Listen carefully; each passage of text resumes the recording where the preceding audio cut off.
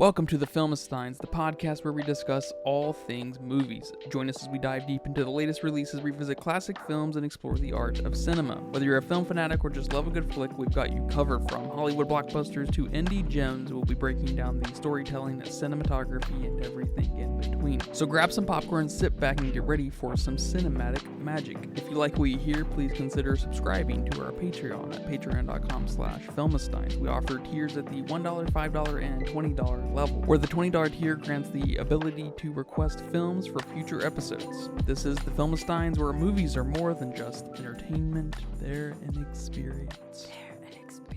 All around you. And we're back with another great episode of the Filmistines, the fastest growing podcast in South Korea and Canada. Whoa. Yep. And I'm joined today by my friend who mocks me, Lucy. Hello, everyone. I do not mock, per se. And we're talking about a classic that you were on a little trend here with you that you recommended we watch. To Kill a Mockingbird, 1962's To Kill a Mockingbird. Black and white, old as shit. Very old. Somehow feels older than 12 Angry Men, Yep. even though it's half a decade younger. Directed by Mulligan. What's his first name? Robert. Bob Mulligan. It's not very good. To Kill a Mockingbird, I'm just gonna go out here and say it right on top. Am I walking out on a limb? I'm not sure, but To Kill a Mockingbird, not very good. Definitely not great. Almost bad. Disagree or agree? No, I guess I'll be walking out with you. Yeah. We're dying together, dying together. on this hill. Yep. It's not great. It's really not. I guess it picks up a little bit throughout the movie, but not enough. Yeah, it only really kind of picked up for me in the courtroom, which was not very much of the film. I don't know why anyone would call this a court drama when we spend 15 minutes there, maybe. What's that Christmas movie? Miracle on 34th Street. 34th Street? Is that a court drama? Well, I wouldn't call it one, but... Okay. I guess if you call that one, then it's fair to call this one. But, that's fair. But no. Yeah. It's not. Yeah, and if you approach it from the proper perspective, it can't be a court drama because it's from a little girl's perspective. So there's nothing.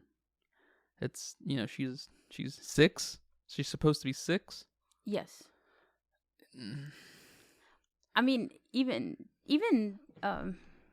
it's funny you say that it's from her point of view because I'm just saying that because of you. Yeah, well, the book is from her point of view, but the movie's not doing a great job letting us know that it's from her point of view.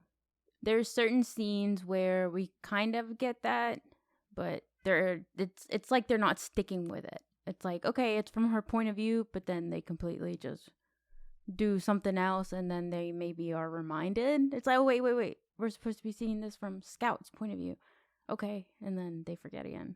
Yeah, it's kind of tonally fucked up in that way. I agree. There's probably like 3 bits where it really starts to embrace it, and then and they're pretty good. It seems like they kind of they know what they had in those moments, probably because of the book, and they were like, all right, we know that we have these really great scenes that can happen. And I didn't particularly think any of them were all that great because I don't think the acting in this was very good. Mm-hmm. Atticus was, obviously the star. He was pretty good, but I mean, the only really standout performance I think was Tim Robinson's character. I don't know his actor, but him in the courtroom was very easily the best. Tom Robinson. His name's Tom Robinson? No. You said Tim. Oh, his name's Tom in the movie? Tom, yeah. Yeah. His actor name is Brock Peters. Brock Peters. Is he in a bunch of stuff? Is he?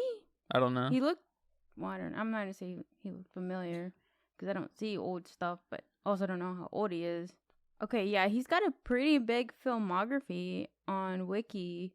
Apparently, he was in the Wild Thornberrys movie. He voiced Jomo? Jomo? I don't know who that is. Huh. I liked that movie when I was little. The Importance of Being Earnest.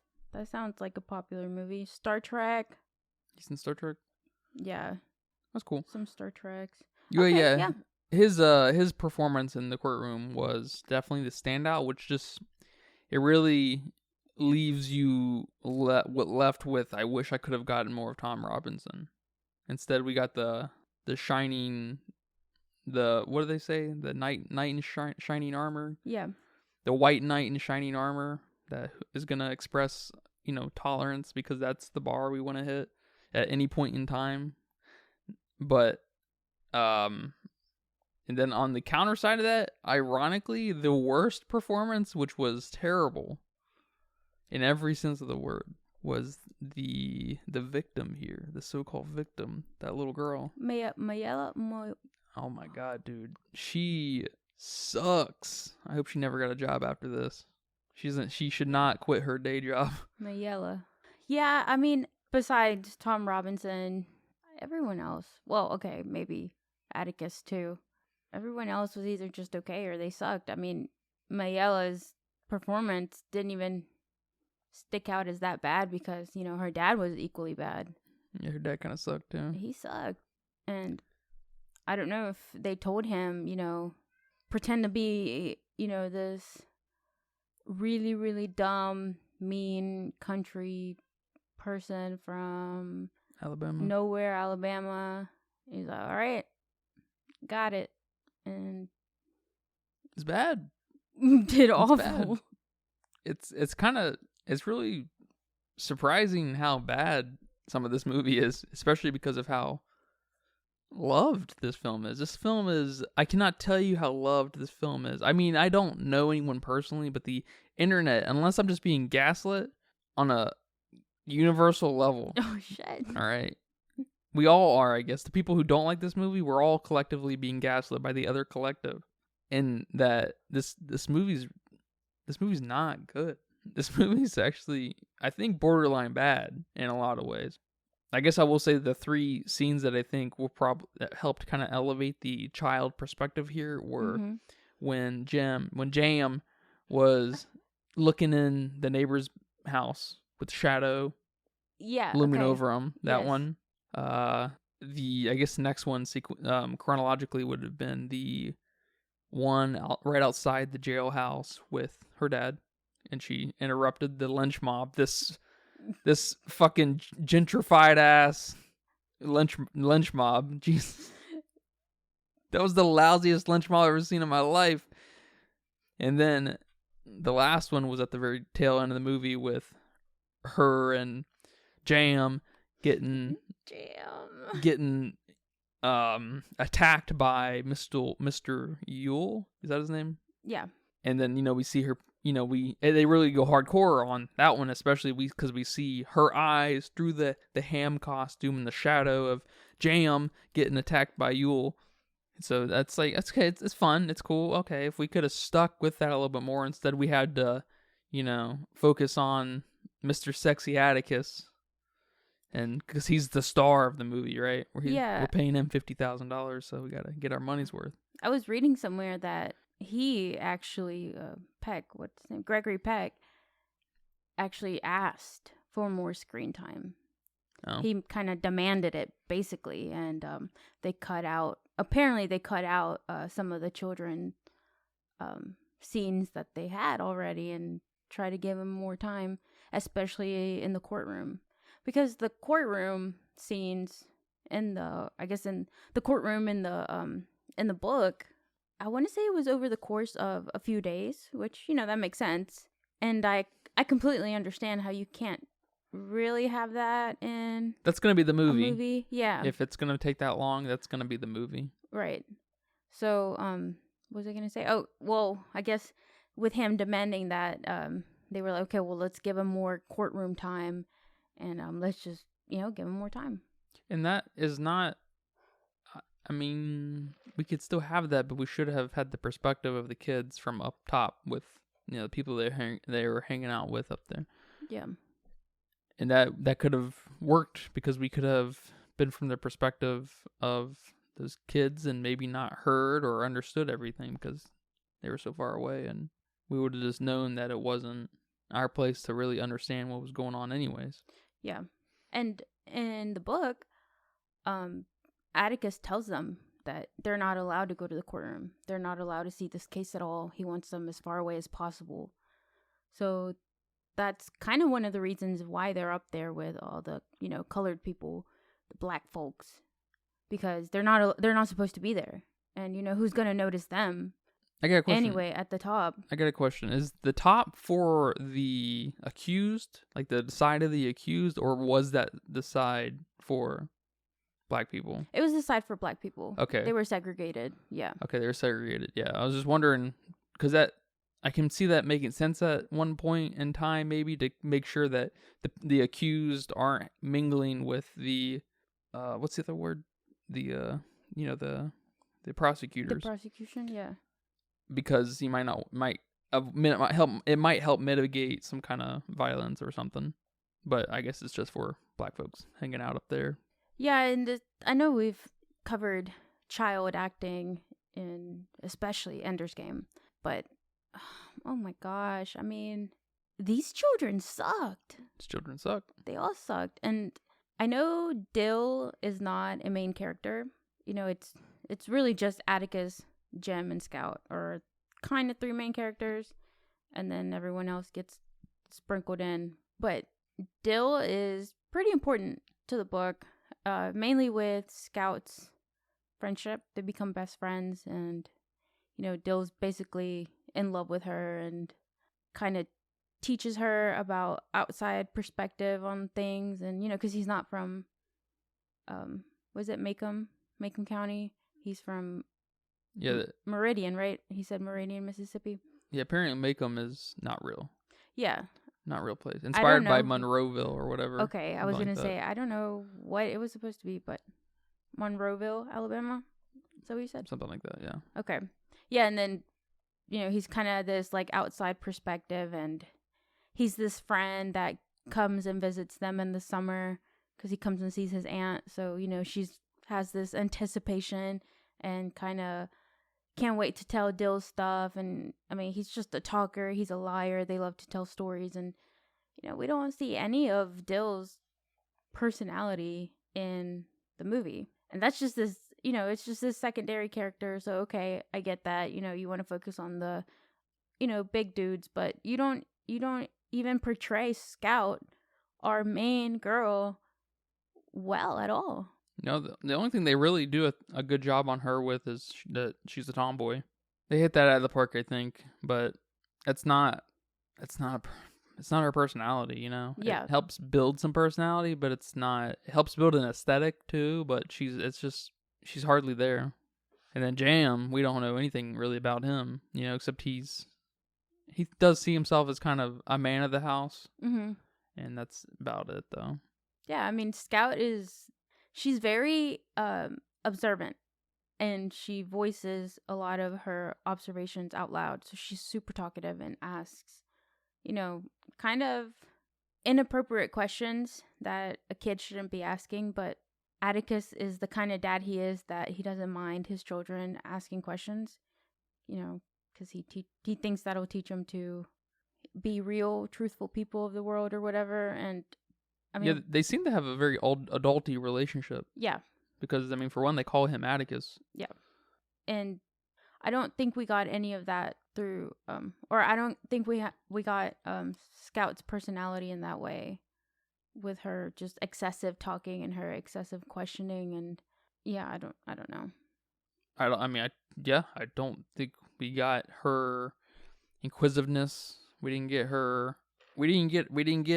any kind of character from her. Like, we didn't get any childlike qualities you might expect, or I guess we got some of the bits where she's fighting one of the Cunningham's kids, Walter, I think that's his name. She's fighting Walter because he called Atticus black people lover, except he used another word. And she beat him up. She's like, no, how dare you call Atticus that, and beats the crap out of him. And then Jim's like, come on, Walter, come home with us and we'll feed you dinner. So that right there is just a little bit of their personalities, Scout is this type of person, kind of impulsive, and she's going to stand up for what she believes, especially, her dad, Atticus. And she does it through a very rough way, I guess.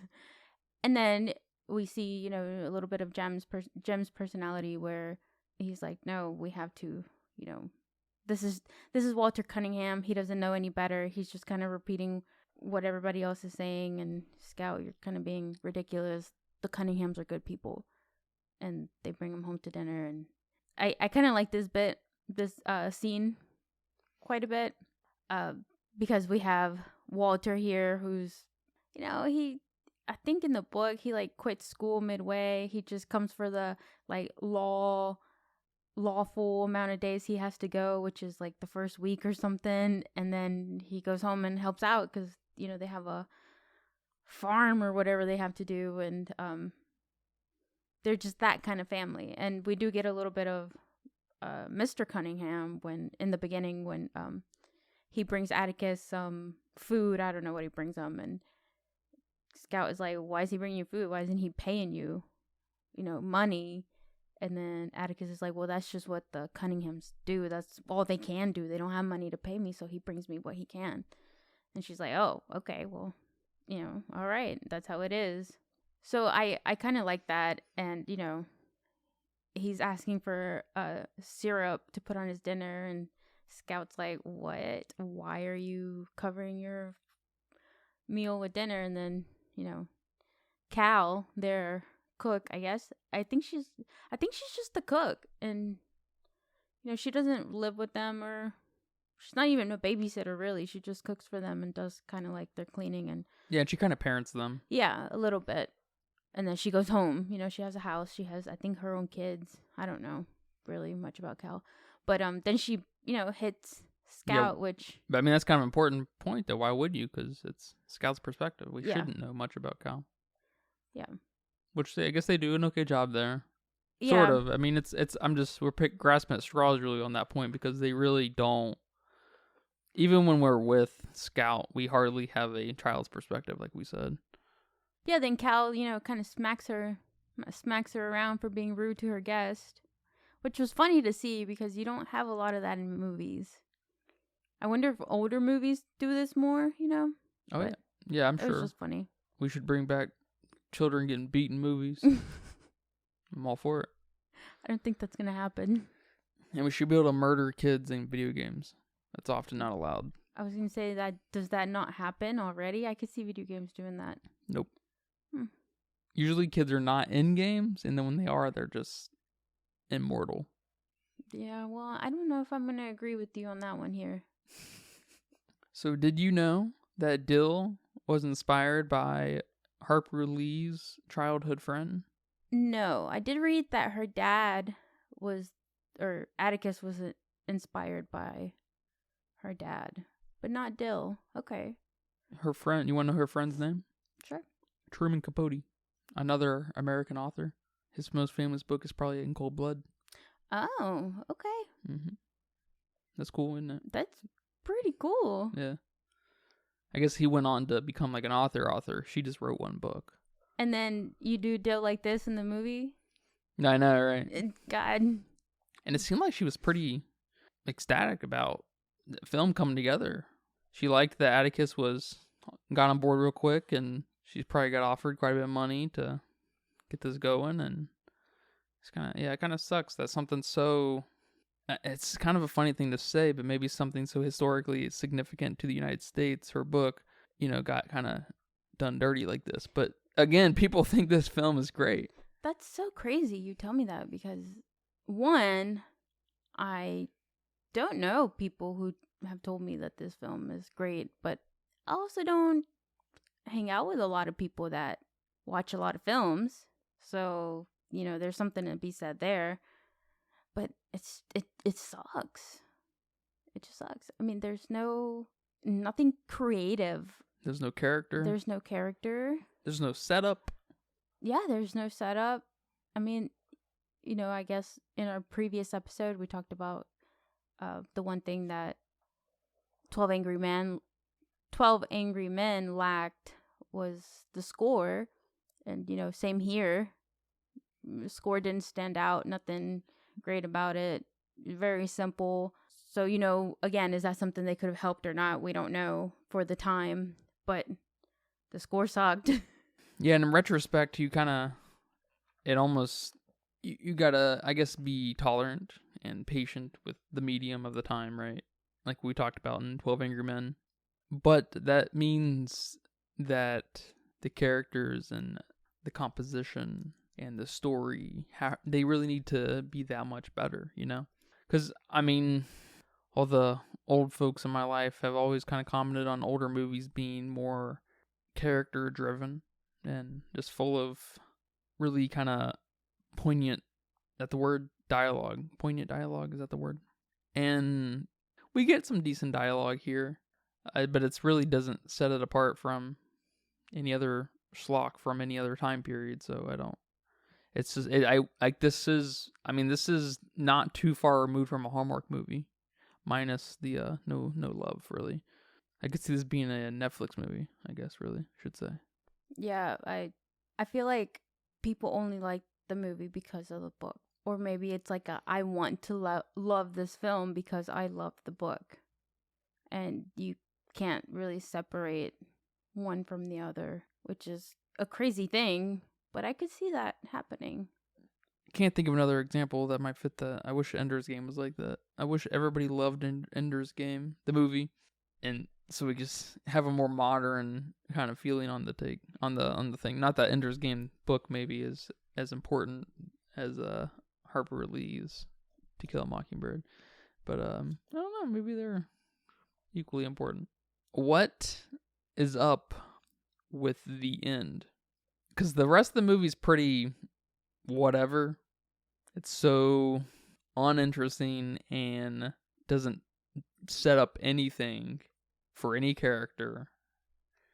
We go through the court case. Tom Robinson gives his spiel. They try to make it where he's very obviously not guilty. They do a decent job of that. We have to sit through this psychotic little girl's spiel about how she was attacked. And oh my God, if you don't want to watch this movie, please just watch the court case. For those two performances, at the very least, you will experience, you'll be like, whoa, that's pretty good for, you'll just say that, whoa, that's pretty good. And then for the girl, you'll be like, whoa, that's impressively bad. You didn't think that didn't stand out to you that was so bad? Like I said, everything else was so bad that just this one bad didn't specifically stand out. Like when Dill was shaking Atticus' hand. Yeah, he shook the hand, real limp, and then just ran around him. Yeah. So, what was the director like? He was like, go shake his hand and then just get behind him. Like, what? Okay. All right. That's not how people do anything. What the fuck? So, no, it didn't particularly stand out as bad because it was all bad. And then I just thought they were trying to do her like, Mr. Yule. These are the Yules. They're stupid. Yeah. Whew. It's rough. This is rough. Why is this movie loved? I don't know. Yeah, and then another point you brought after we watched the movie was, I don't know how you phrased it. You can remind me here.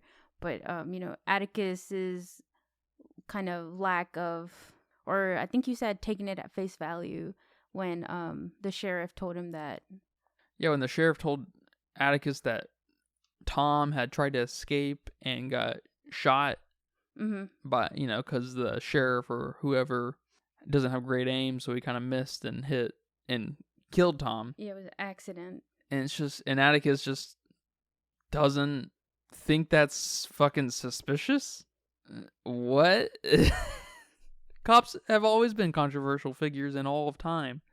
It's just a little strange it's just a little strange that the director and writers and maybe a little bit of Harper Lee, not less Harper Lee. I guess it's hard to bring her into this because if she took Scout's perspective, that's an essential direction and vision and through line we have through the book that they may actually run with. Well, before you say your point, in the book, they do say he was shot 17 times. In the book, they say he was shot. So they basically confirm that some suspicious shit went down. Yeah. Okay. Yeah. I think so. So that just, I mean, you don't just get shot 17 times and it not be personal. That's not how that works. It's so fucking bad. Oh man, Tom, that sucks. You know how fucking racist and fucked up your little Alabama town is. You live there, you know? You tried to stand up for this guy when a lot of people wouldn't. Yeah. You know, you made that kind of a point in the movie, Atticus. Gregory Peck. Yes. Yes, he did. Don't you have some motherfucking questions? And he's like, oh, I'm gonna go tell his now widowed wife, you know? And then he pulls up and then he goes in and, well, I guess she comes out. And that's also fucking weird. That's not a big deal though, but when he says that, she like faints. Yeah. That's really fucking weird and awkward. Just falls. It's like that. It's like when that guy slips in Alien, the beginning of Alien, the first one. I don't think it's awkward for her to kind of just. She was just collapse. Like, oh, just fucking fell over. It's just like, what the fuck was that? Give me some hysteria. That's a little melodramatic, but come on, give me something else, man. And then, Yule shows up and he's like, boy, go get Atticus. And it's just like, what? And then they look at him and they behave like they're afraid of him. Like, what the fuck? These guys are not afraid of this drunkard, There's like, how many guys sitting on the porch? 7 or 8? Yeah, there's a lot of guys on the porch. Boy, go get what? They're not gonna fucking take that. I don't care what time period it is. They're gonna beat the shit out of him. No one's there to witness. It's weird. It's weird and kind of tone deaf. I think even for the time, it's not. There's nothing risky about it. There's nothing risque about it. There's nothing fucking interesting about this movie at all. Yeah, and in the book, after Tom Robinson's death, Jim takes it particularly hard. He's just, his mood completely all changes. He starts kind of being a little bit more mature and more grown up because, he sees like how cruel the world is and kind of his county that he lives in. And he's always, kind of loved and admired the people that live there. Probably very close community. Everybody knows everybody. Everybody's everybody's neighbor, whatever. And he has to face like the harsh realities. And we don't get any of that. We don't get any of the aftermath of this great point that, the book made, that the film, I'm assuming, is trying to make. And we get none of the consequences, none of the repercussions of your great point. No, we get a little bit of a happy ending. Yeah. It's just like, what? And then we bring in the mysterious Bo from out of fucking nowhere, who kills Boo, my bad, not Bo. Boo from out of fucking nowhere, who kills Yule, and Jam's all beat up and he's put into the bed and they're watching over him, and then Boo's fucking behind the bed. I mean the door. That's so stupid. It's just like, okay, all right. And then he comes out. He's like kind of a mute or whatever. And the sheriff, or is that the sheriff who pulls up? And it's like, yes. Well, we can't incarcerate this guy. It'd be like killing a mockingbird or whatever. And it's just like, I don't hear him singing.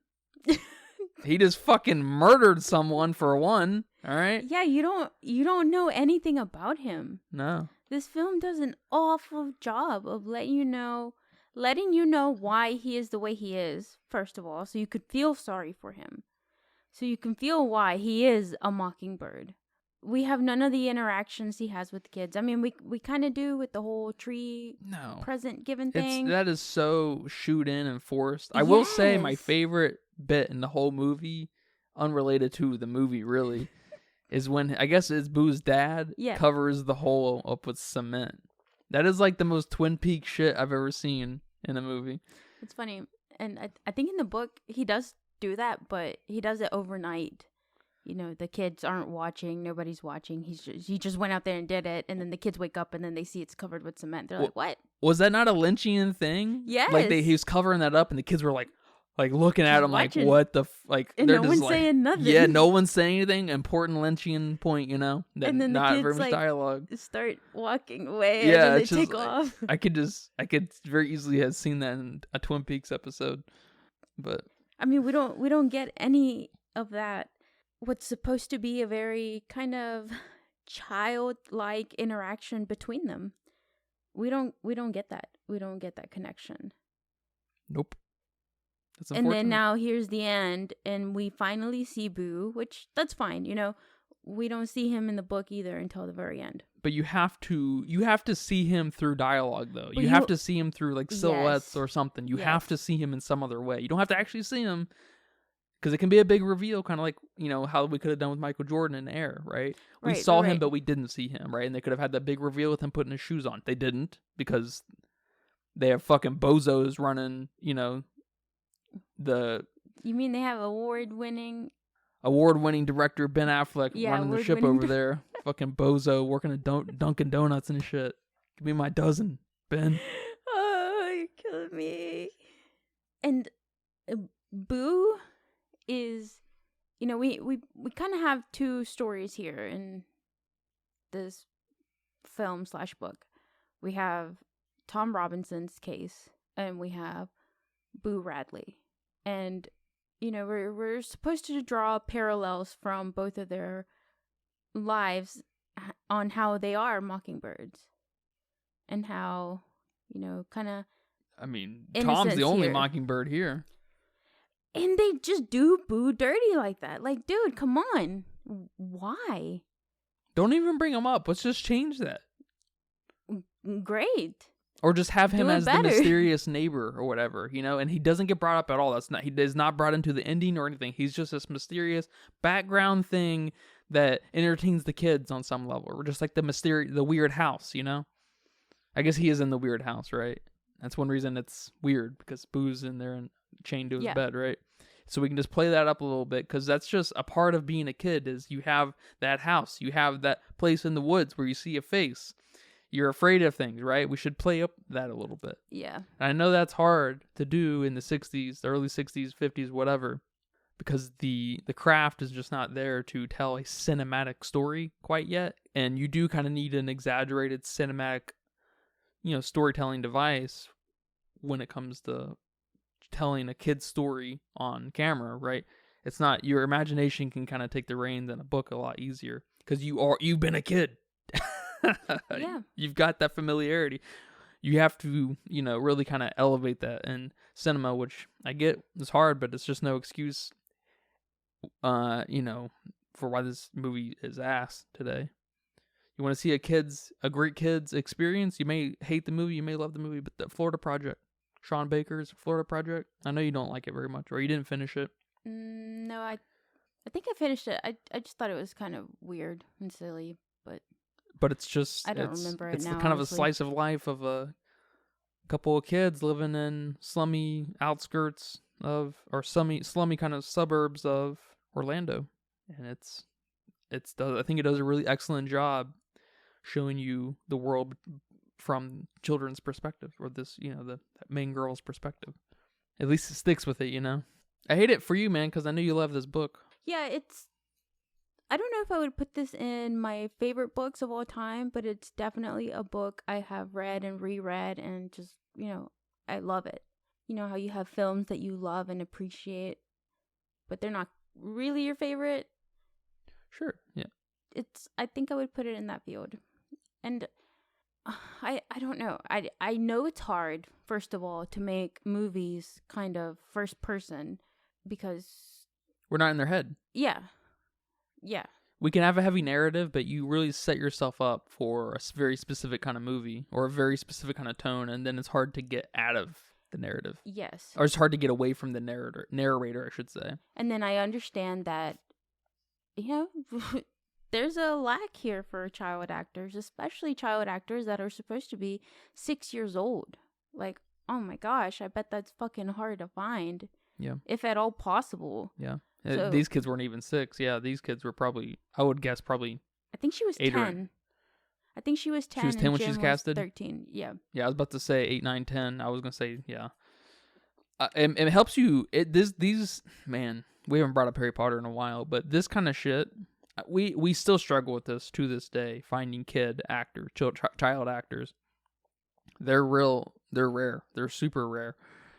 But, man, I don't know how old Harry, Ron, and Hermione were in that first movie, but they were probably 12, 13, 14, right?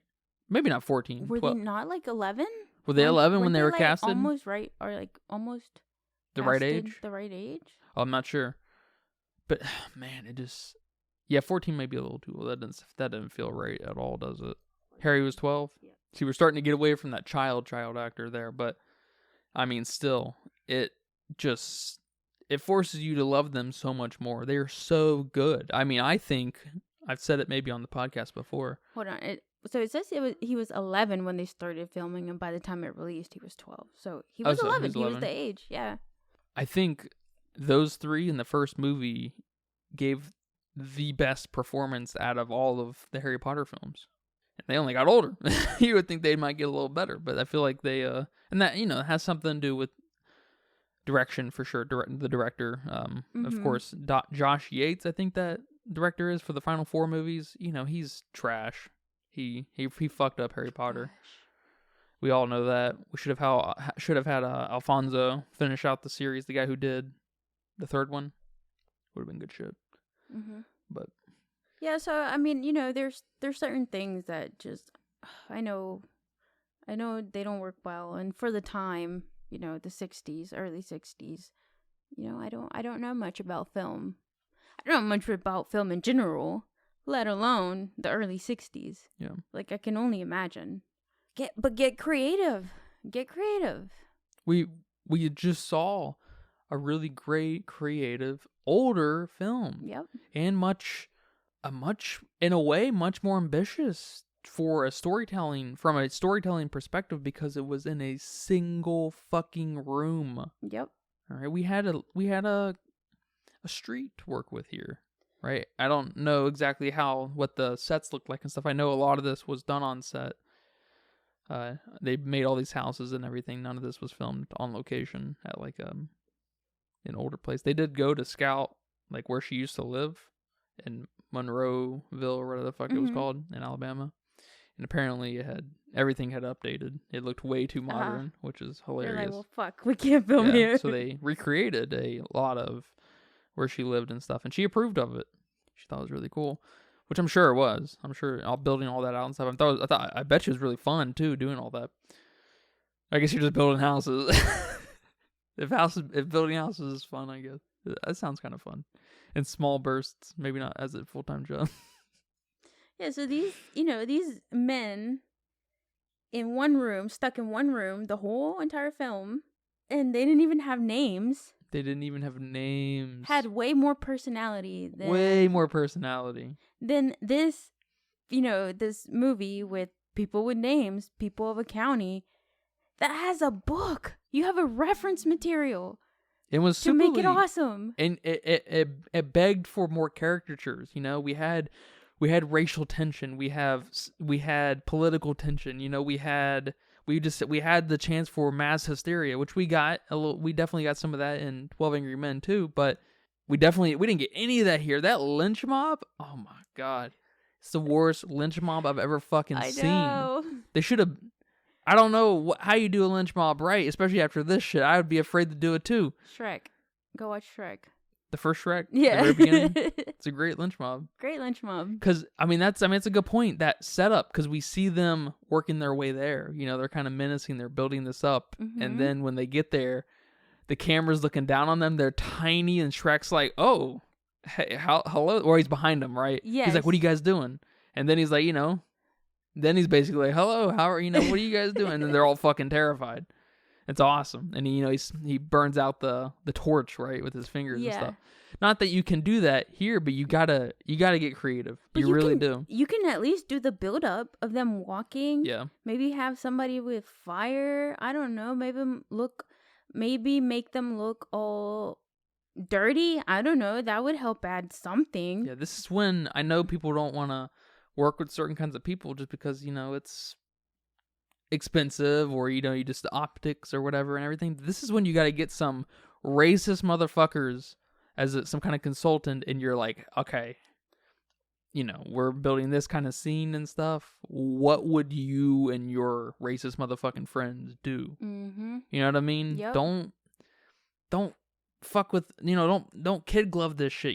We need to make it realistic. We don't, and make it, in fact, we should stick with Scout's perspective and make it worse than it is, make it scarier than it is. Yeah, maybe, angle the camera to make them look even bigger than they are. Yeah, and they have dogs and they're barking. Yeah. And it's scary stuff, and they have fire, and maybe they even bring like weird weapons that, they just wouldn't bring, and then to help kind of elevate this, like, oh, this is from the kids' perspective. Mm-hmm. They, of course, they're not going to have a fucking, I don't know, a ball and chain or whatever, or some crazy shit. Some ready to go noose. I don't know. Yeah. But yeah, that's a great point. Make them creep around. Make more come out from the bushes. Make them dirty. Make them have weird weapons. Angle the cameras to certain ways that makes them look bigger or scarier or something. It wouldn't have been that hard. I don't think so either. I think I could have done a better job. Yeah. And I'm not a filmmaker. But I think I can do this better than a lot of filmmakers. So maybe I am a filmmaker. Yeah, maybe. You are too. Maybe you are too. Well, maybe. Give me a few more episodes. We'll see. A few more episodes? Okay. And I know this isn't, one of our typical movie book comparisons, but there were some other elements in the book that I wish they would have brought into the film. Such as? So I know they kind of played a little bit with Scout's tomboyness. And, they gave us that little funny scene when she's wearing a dress to her first day of school and everyone's kind of making fun of her. And which is one of the standout scenes of the movie. Yeah. I don't know how that's a standout scene of the movie either, but it is. It's probably top 10, top 10 little bits. Yeah.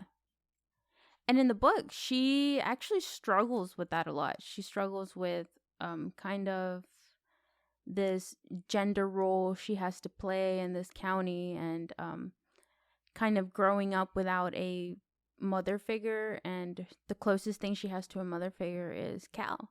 But, she's the black cook, so, she can't exactly be influenced by her according to society, like that's not your example, Scout. You can't, that's not what you should be doing. So, I think it's Atticus's sister or some relative of, or aunt or something. I think it's maybe Scout's aunt. I don't know, but it's a relative of Atticus, and her name is Miss Alexandria, and we don't see her in the film at all. Who's that white lady that sits with Atticus at one point? I know they called her Miss Maudie, I think, and she's a neighbor, and she kind of looks after the kids every once in a while, and her and Atticus are neighbors, and they kind of have this friendship. And in the book, I think her house catches on fire, so there's this whole thing with that, and that's actually a fucking great opportunity that they could have played in this film. That I think when the fire happens in the book, Scout's there and she's sleepy and she's tired because it's at night, and I want to say someone, which is Boo, we're supposed to think Boo, gives her a blanket so she can kind of comfort herself. Come on, easy. You don't even have to show us this great big firefighting scene. Just make Scout go to the fire, and she's just watching and getting sleepy, and someone gives her, like, that's what, 5 minutes? I'm sure it's a lot more in production. So okay, but yeah, probably a whole day. It's necessary here for me to feel sorry for this guy. But, back to Miss Alexandria, she's there to teach Scout the importance of being a lady, and makes her have like tea time with all these other ladies, and she's always getting on to Scout about wearing pants, because ladies don't wear pants and stuff. So it's hard to bring elements like this when no character has character. she was just awkwardly fucking there. Yeah Awkward. She was. And then there's Mrs. DeBose, which I think we got a little bit of her in the beginning. It was the old lady that I don't know what she was saying, and then the kids were hiding behind Atticus while Atticus was trying to talk to her. Oh, in the beginning? Yeah, in the beginning when she was rocking on her chair, or her rocking chair, or whatever. I don't think I could understand her. Yeah, and I think we're not supposed to completely, she's not all there, I think. Okay. But she's addicted to drugs. She's addicted to morphine. And it's like the only drug in the 30s. Then opium. And I don't know exactly what Jim did. I think he like messed up some of her flowers or did something to her flower bed. And so one of his punishments was to read to her. So every day he would go read to Mrs. DeBose. And, where, of course, the Scout goes with him. And she just sits there and listens to him read. And she doesn't understand why Mrs. DeBose is laying in bed, sweating, screaming, being angry, going through withdrawals. Because she's about to die, and she wants to die. High. No, she wants to die drug-free. Oh. So she's going through her withdrawals. Okay. And Tim and Jim reading to her helps her kind of distract her from all this pain she's feeling. Okay. And so I think weeks go by. I think it was 2 weeks. That was his punishment. And then she dies. And Jim was like, why the fuck did I read to her? And she was just going to die. Like, why'd you make me do that, Atticus? And then, big teaching moment for Atticus to show the kids that you got to put yourself in other people's shoes. And he tells her what happened. And, another learning moment for Jim, not Scout. She's just like, what just happened? But I will say Atticus is a likable character. He's probably the only likable character because we get most of what we get is mostly Atticus. But he is a hero of sorts, sort of. Mm-hmm. Just because he's a very understanding and progressive person who has a sense of real ethics, he understands that, because he even, he says at one point in the movie that at least in the courtroom we're all equal. It's a little something. Yeah, because he means more, even because he says some stuff to Scout and Jam about the schoolyard shit and stuff, and he's like, society's kind of behind the way we should be thinking. Yeah, but you still need to think the right way. So, but what were you gonna say? This was Harper Lee's kind of dedication book, like a love book to her dad. That's how much she loved him and admired all the values and principles that he brought to her life. So maybe that's why it makes sense that she really appreciated this film, because give or take, Gregory Peck did an excellent job. He did a good job portraying what her father was to her. So that's good. He won an Oscar for this too. I think I saw that. Which is cool. Cool for him, but I don't know how earned it is. I never really know how fucking earned it is, to be honest. Oscars are so loaded. Yeah. RRR got snubbed. Motherfuckers. That's true. That will never be forgotten. I'm never forgetting. And Pig got snubbed.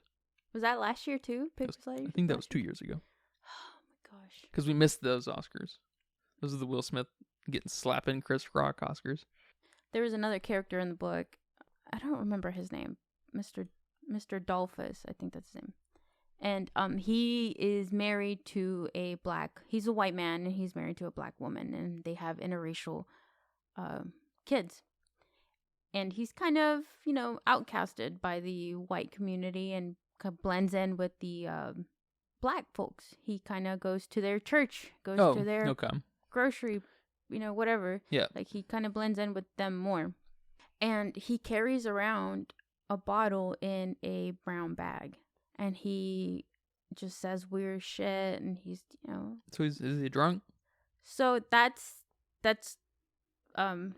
what he's leading people to believe. But then there's this little moment with him and Scout and Dill too, I think, that Dill was thirsty, and he's like, here, have some. And when they uncovered it, it was a Coke bottle. And they were like, what? Why? We thought you were drunk. And he's like, no, I'm just letting people think what they want to think. He's playing Diogenes. I don't know what Diogenes is. What is that? He's a Greek philosopher who would play tricks on people like that just to pull out their true character. Yes. Yeah, that's basically what he's doing. And it's, again, Scout's perspective. So she's like, that's weird. Why are you lying to people? But, we're supposed to understand a little bit more than that. And I'm like, that's also so small and simple to put in this movie. And again, back to the... Not small and simple, man. That is essential for this film. The core of this film is Tom Robinson's court case. I know it maybe not in the book, but in the film, that definitely is. And so we need to have everything that has everything to do with any black folks who live in this community on screen. We definitely needed more of Tom probably in this movie in some way or another. And that could have helped, kind of round out the other side of this. And especially with the kids kind of learning something. We had a few moments of that. That was probably one of the big through lines of this movie is Atticus trying to teach his kids a little something. Yeah. And that would have been a really good one to have. Yeah. That sucks. That's the most interesting thing you've told me so far about this. This book definitely isn't for me. That early, not super early, but that 1930s to 1950s. I guess the book came out in 1960, didn't it? Yeah. But it's kind of the 50s, 40s kind of cut because that's she's talking about it. That's the time she grew up and stuff. That's the I think it's supposed to be placed in the 30s. Yeah. After the Depression. Yeah, or during. Doesn't the Depression 25 years from the 20s to their 40s, the early. I guess war, right? What? World War II. Yeah, up to World War II. Yeah. Yeah. So that started in the 30s. Yeah, it started in 39. Like late 30s. 38. Yeah. So, yeah, okay. Yeah. And not a big fan of American or 1930, 40, 50 American literature. It just doesn't resonate with me quite like schools want it to. That's kind of one of the main genres or time periods of literature schools seem to want you to read here in the States. I like that. That's good shit. Especially if that actually happened. That's good shit.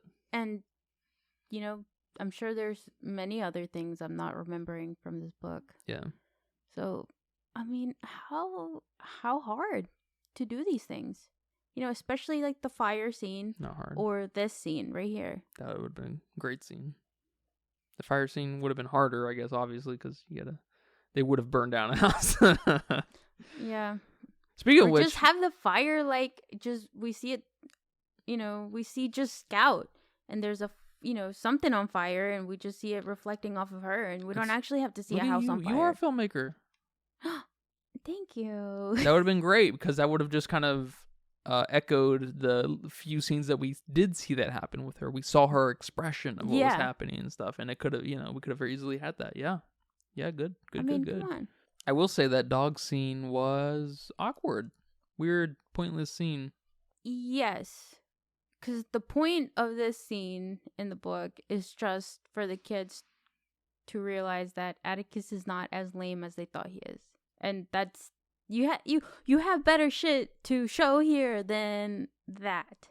Especially when the whole time you haven't even given us that the kids think this about Atticus.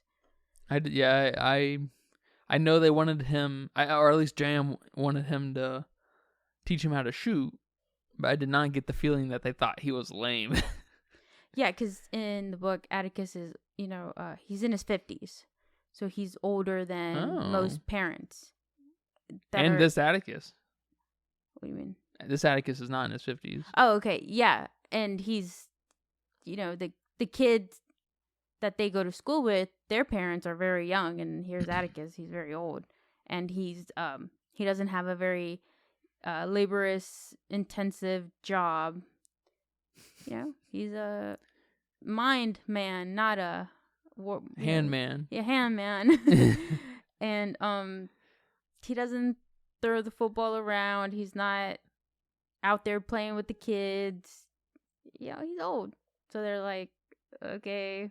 And then they find out Atticus can shoot and he's a great shot. And then they don't even find that out through Atticus. Atticus doesn't tell them. They see him do it, and then the sheriff tells them man, you should have seen your dad back in the day, blah blah blah. And they're like, what? And that's it. That's pretty much it.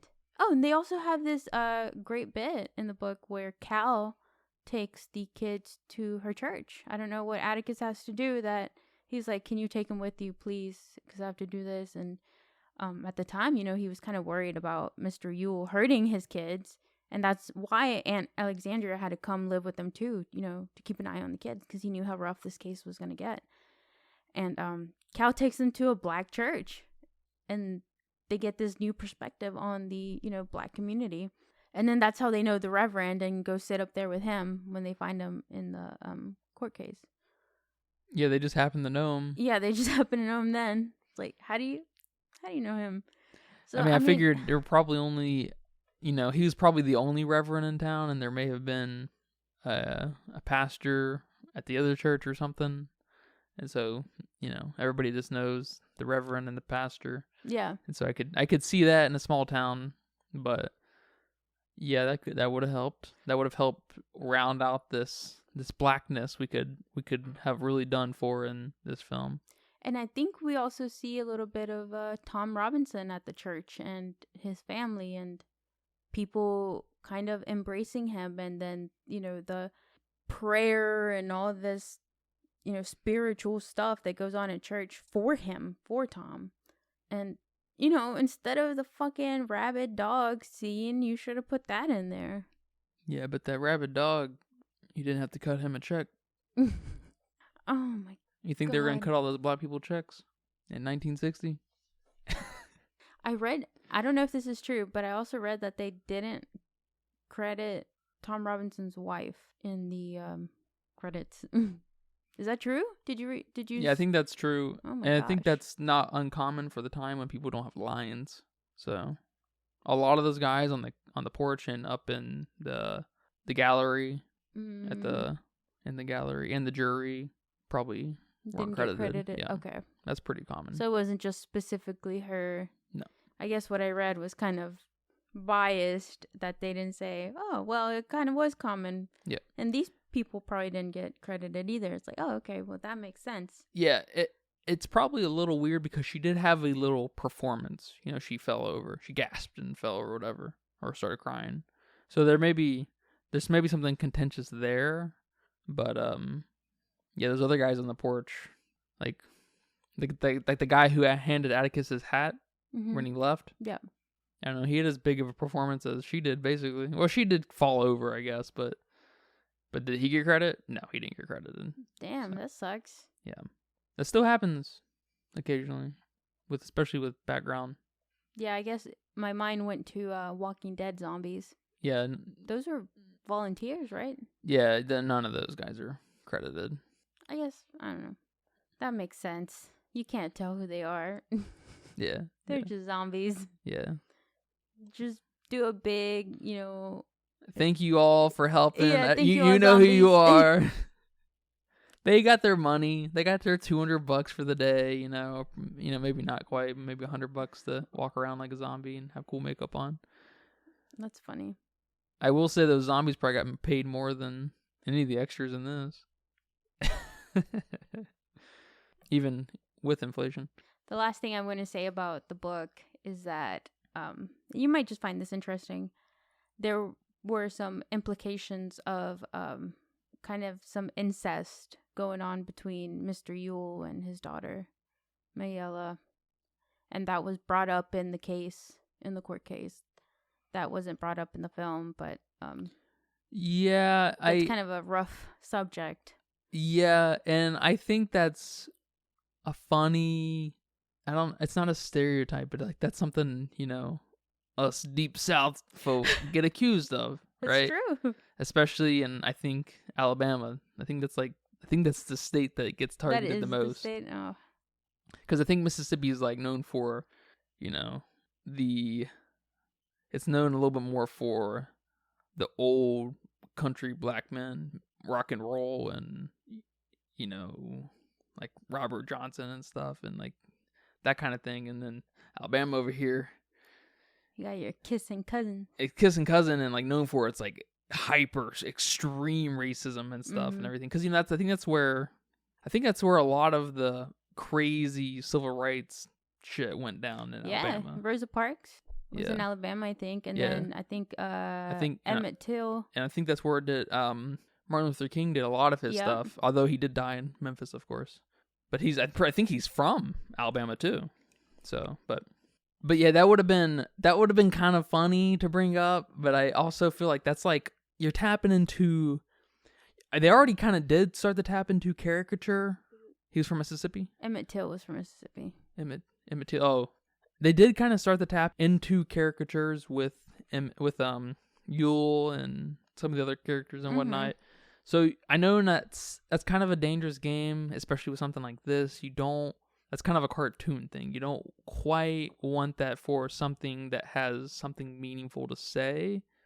So the incest thing would have been a maybe step too far, even if that really did happen for as far as characters go, because you can build a real character in a book a lot more from a very specific point of view, right? So we can, if that's like the rumor that's going around school, Mr. Yule and his daughter are hooking up and stuff. If that happens in school, that makes sense. We could have maybe had that a little bit here, but that would have been kind of a funny thing to negotiate with as far as filmmakers go, because that would have you would have run the risk of making it silly.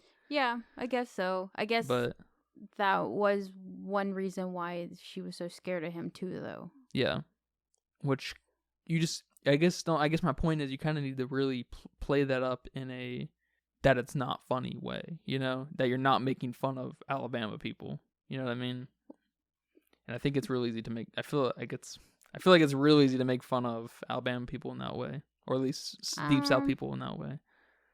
Yeah, I don't know. I mean, this film didn't do a great enough job to get away with something like that. So if it would have brought that up, that would have only hurt it more. Yeah, to be honest.